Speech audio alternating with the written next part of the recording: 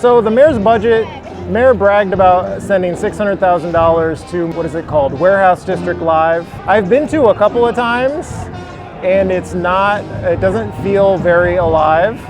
Not many people go to it. And I don't know how you could spend $600,000 on that event and not like continue to partner to put on open streets events, which people attend and people enjoy. As you can see, there are lots of people out here. I don't know if the fire has been going off behind us, but you have fire going off at these open streets events. I just thought the contrast between tossing money at an event put on by the downtown council and announcing this year, well, we're no longer going to co-host these events, we're not going to chip in, seemed bad.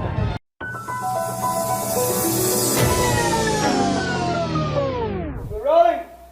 We're rolling.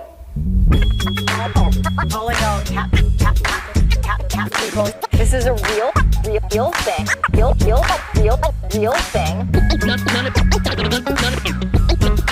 None of you have the balls to stop this. Stop this.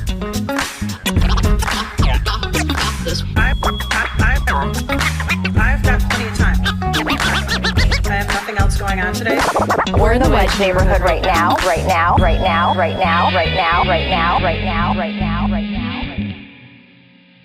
Did you get new shoes? I did. Those are Bandis, right? Yeah. Yep, I know those shoes. They're They're great. so comfy. They are so comfortable. Hoka Bandi, that's the particular ones. It's the thickest sole you can get in running shoes. YouTube has been recommending me a bunch of barefoot shoe videos. Oh, no. There's a whole bunch of evangelists who are like, no padding, just as flat as possible, form-fitting, no firmness. That just feels like Yeah. people who are like sort of perversely into feet. Yeah, so like Christian fractures, you know. We love that. Yes, the Trinity will fix you. Okay, welcome back to the Wedge Live podcast. We're here at Open Streets, Cedar Riverside. Thank you for listening and watching on YouTube. Go to YouTube to watch this one. It's probably more enjoyable on YouTube, youtube.com/wedgelive. I'm speaking with José Antonio Zayas Cabán from Our Streets, who puts on these glorious open streets events in partnership with the city. That's what we're here to talk about today, is that partnership potentially going away. The city's public works department has said it's going away. Can we start by talking about, like, logistically, how these events are put together? What help does the city offer to make these events happen and allow you to do it? Great. So I would start by saying that every event can take basically up to a year to work towards. We work with different parts of the city.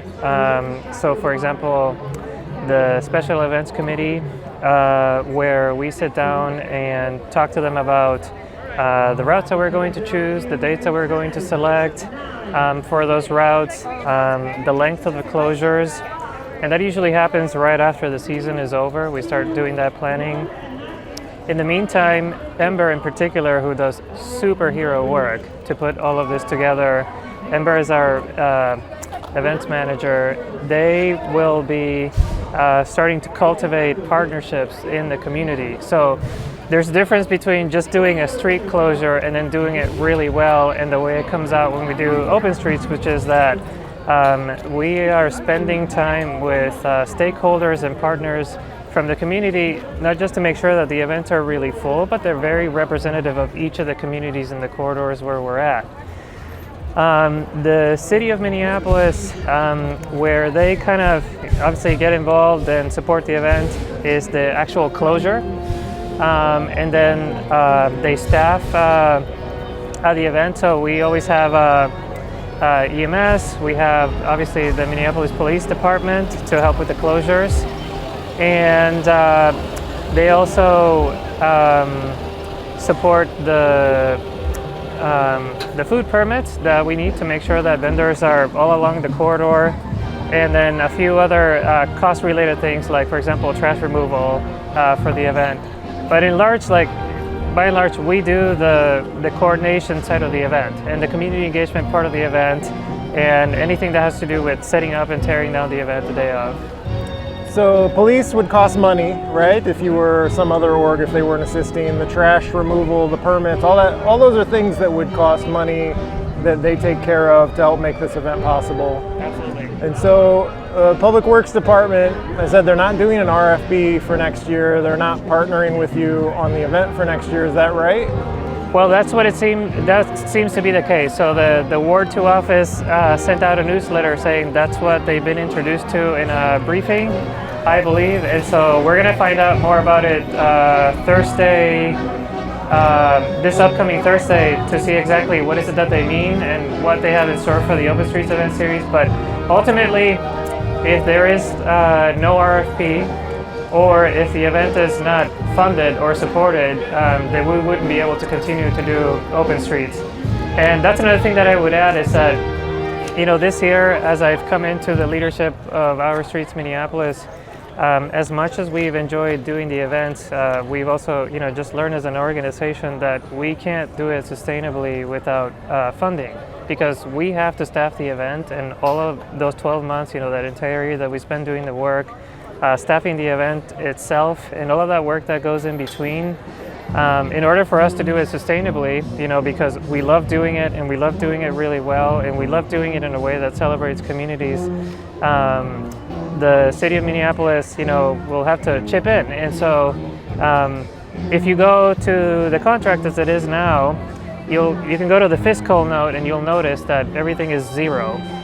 And so we want to be in a situation where there's enough funding for us to staff it, and obviously for us to finance the things that have to do with the event day itself, and and be able to do it sustainably. If they decide not to do that, then obviously we're not going to be able to continue to do the event series.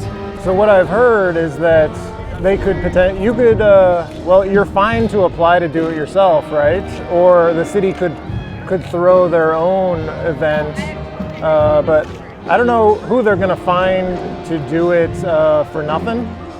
And I don't see how you could do it without, at the very least, like the police and all the logistical assistance that would cost money if the city wasn't pitching in.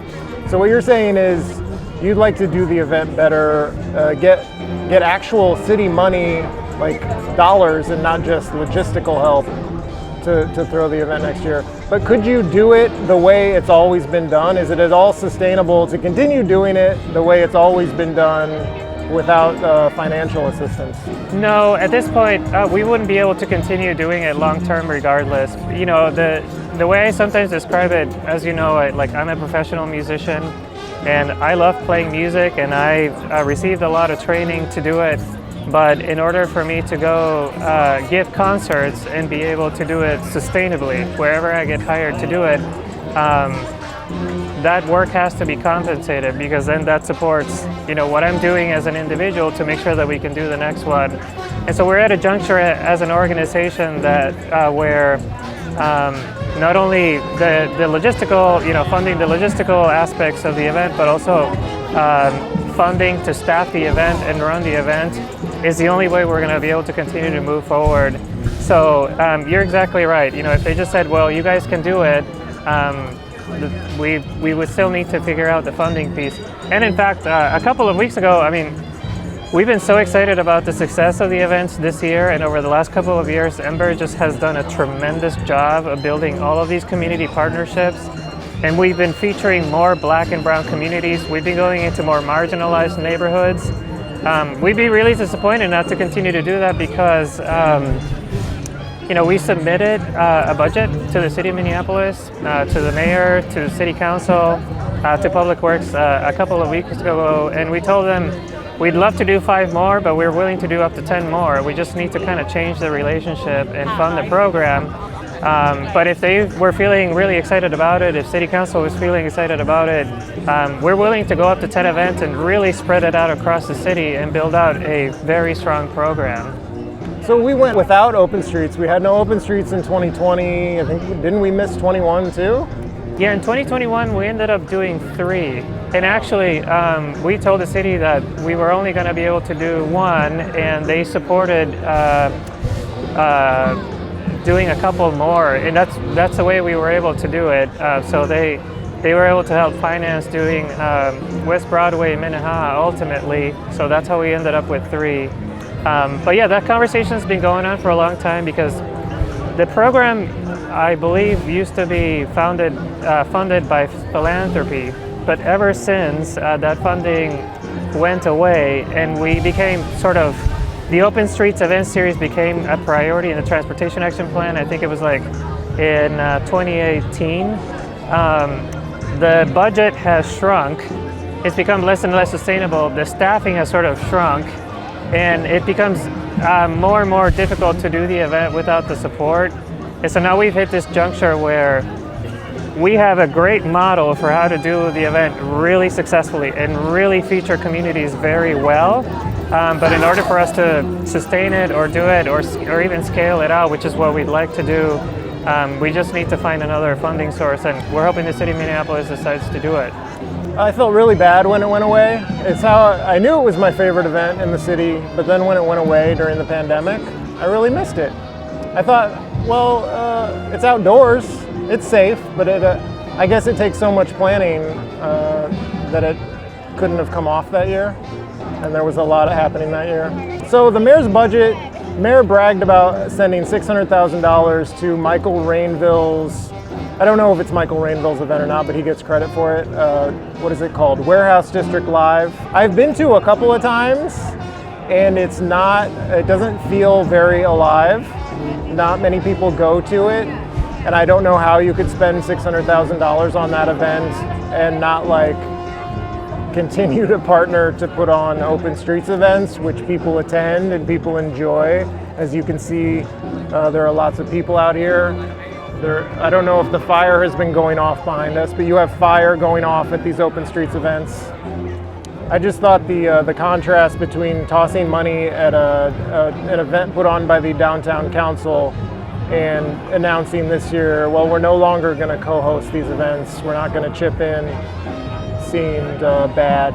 I almost interpret it as like punishment, retribution, because you've been critical of the mayor's administration, of the Public Works Department for some things like the Hennepin Avenue reconstruction, ditching the bus lanes, some other things. You've been very vocal about the sidewalk, the winter maintenance stuff. Do you feel like this is punishment? Is it political? Well, I'd like to think it isn't, but I think we're very clear on the kind of advocacy that we do as an organization. And I think there's a through line that we can make between the event series and where it is and some of the other work that we do. And it's that, our organization is really deeply focused on making sure that transportation, infrastructure decisions that are made by Public Works or other city departments for that matter, are representative of the needs of marginalized communities.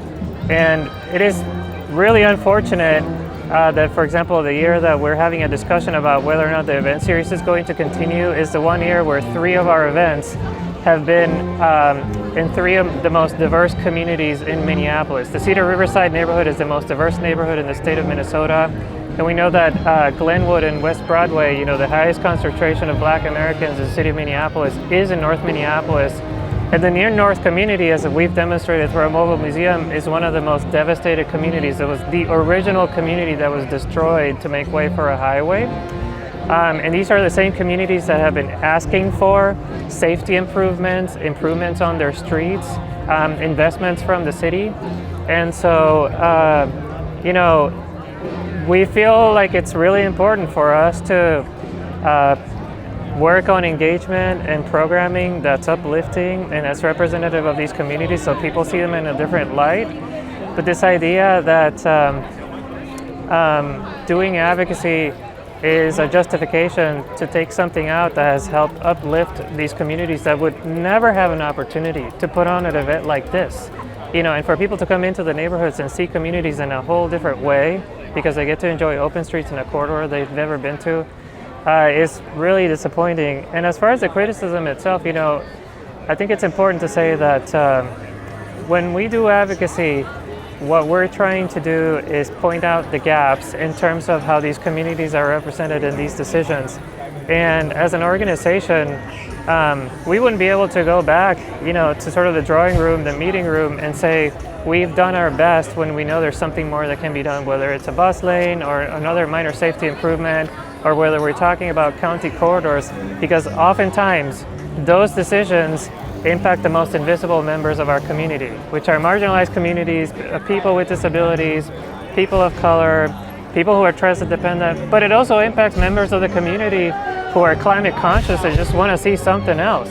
And Open Streets, in our view, is very emblematic of what the Transportation Action Plan is trying to do, which is model a city where cars aren't prioritized, other modes of transportation are prioritized, and where we use land to give communities an opportunity to become vibrant again through walking, biking, rolling, but also investments in housing and commercial development.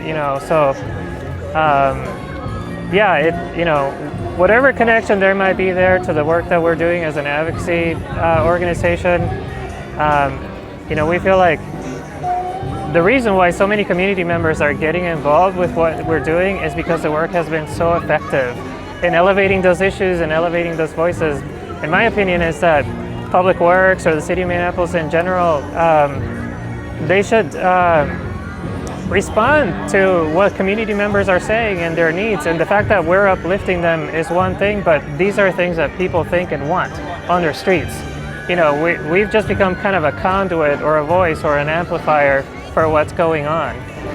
Yeah, and it's not like, so I think the Downtown Council is putting on Warehouse District Live. It's not like they're not doing advocacy. It's just they're doing advocacy from a different side politically. And so right, and it's I think this is a really important point. It's like when we're talking about different parts of the city have different access and different resources to advocate for themselves. We're talking about class and race. We're talking about wealth and access, and so Our Streets Minneapolis spends time in communities that generally can't afford to organize or organize themselves. But it's not that they don't deserve or they don't want the same kind of improvements that the Downtown Council would advocate for or a business association. It's just that they don't have the resources.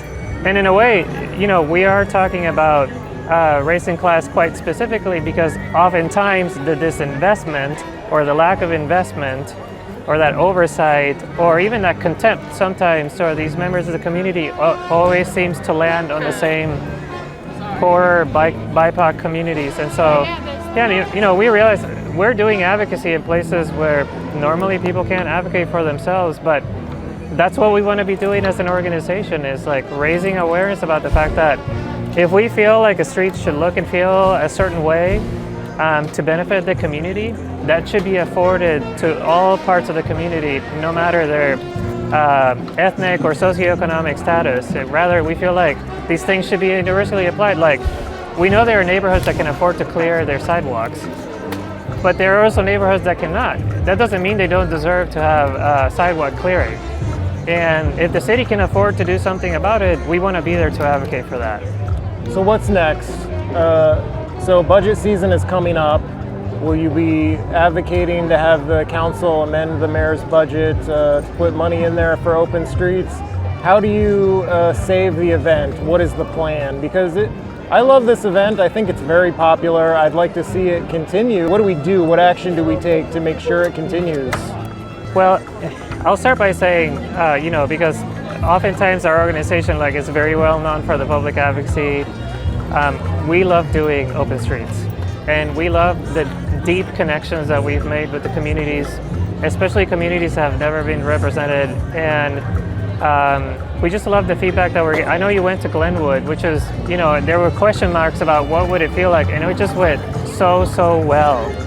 And so, what I would tell partners or community members or city council members is, obviously there are key people that you can reach out to, the mayor, Margaret Anderson Kelleher at Public Works, and your own council members, and just let them know how you feel, because, ultimately it's going to be up to the community to decide whether they want to see Open Streets continue and for them to advocate for that, and just reach out to these decision makers during the budgeting season.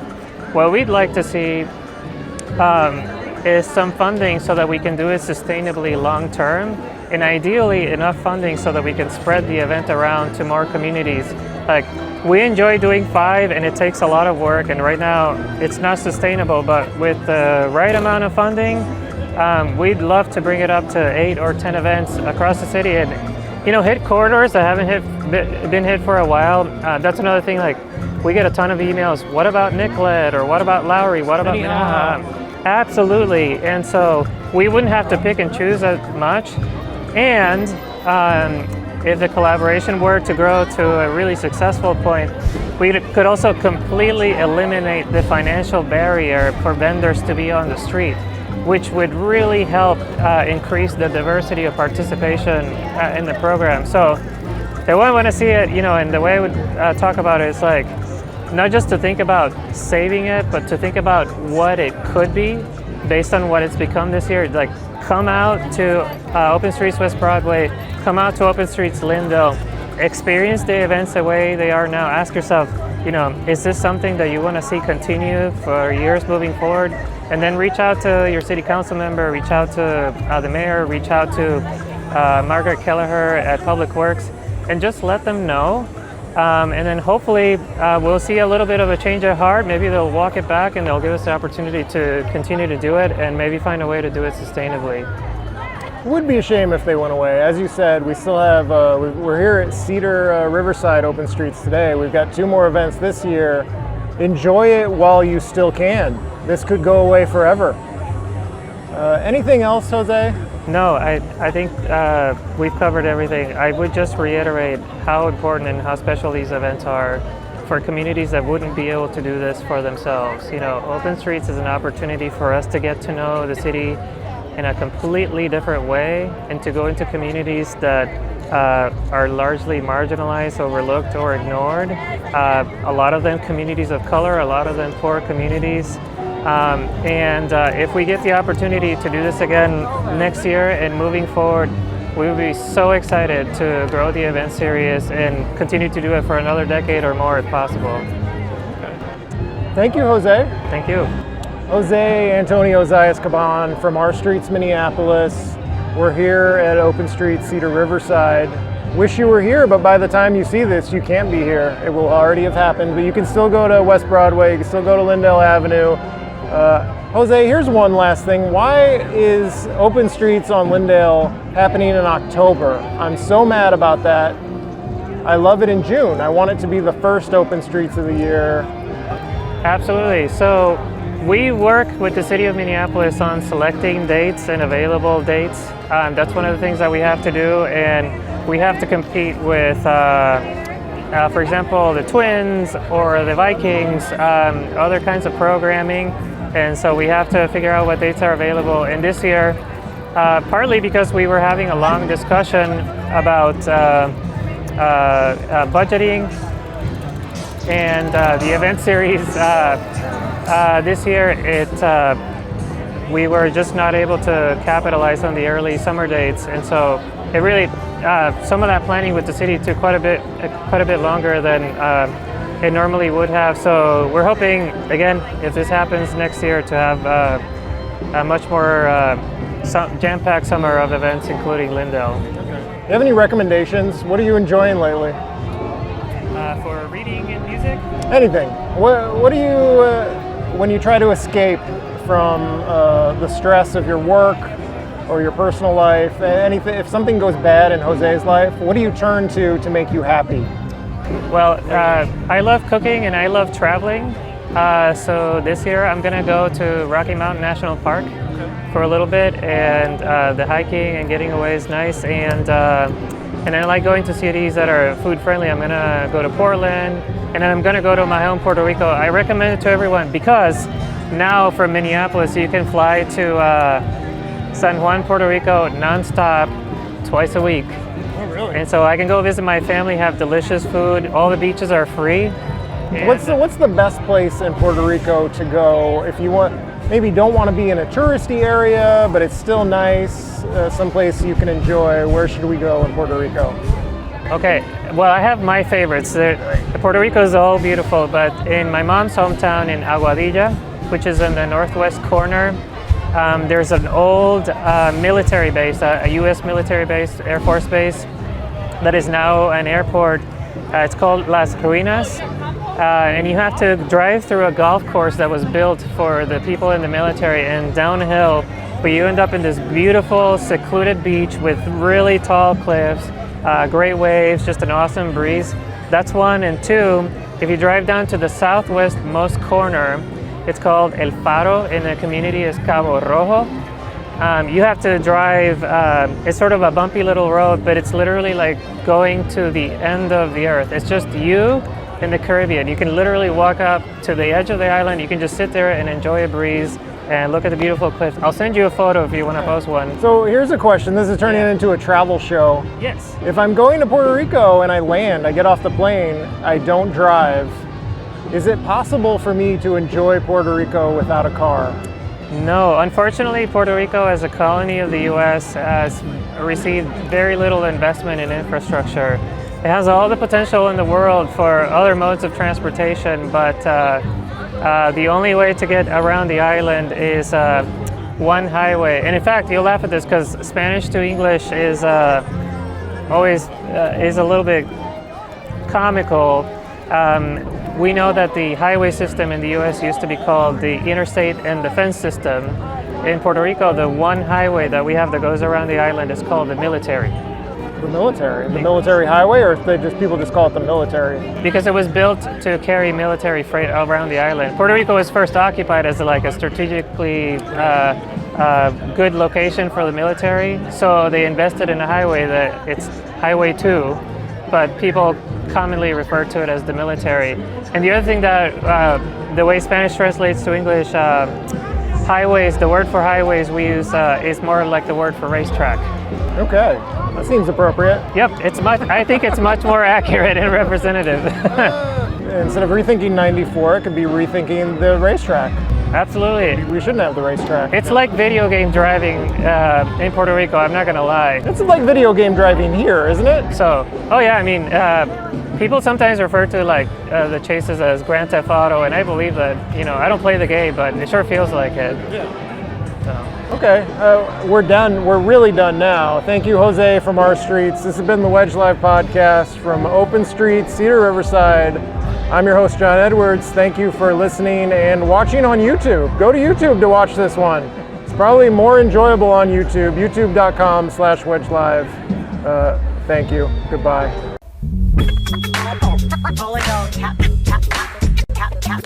This is a real thing.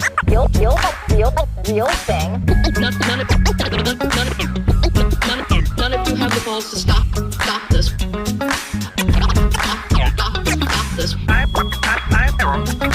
I've got plenty of time. I have nothing else going on today.